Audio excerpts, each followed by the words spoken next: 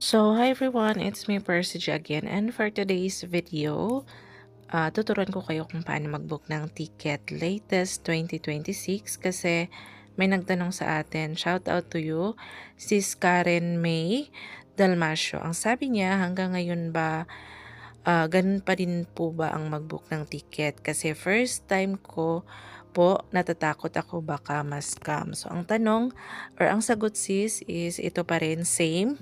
So, isusulat ko sa description below yung full video ng paano mag-book ng ticket. No? So, pwede kang gumamit ng apps nila or kanilang website. So, again, this is the recap. So, pili ka lang ng flight mo round trip, one way, or multi-city.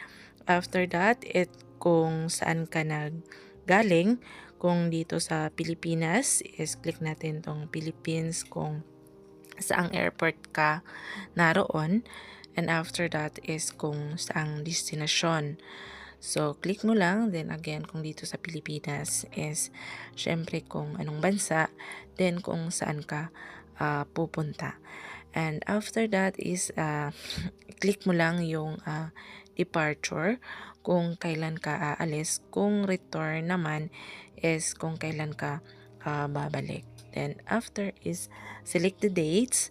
Then pagkatapos niyan is guest kung ilan yung sasakay. Pindutin nyo po lang kung may idagdag kayong adult, children, infant below 2 years old. And then search flight.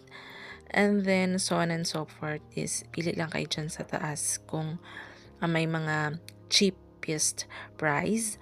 And then may time din. And scroll down nyo po sa baba kung may mga date na change, no? May mga sometimes kasi may mga cheaper na date, so pwede nating baguhin lalo na yung planning pa lang na pupunta, no? So on and so forth, guys. Click nyo lang kung babae lalaki, then enter the details na kailangan.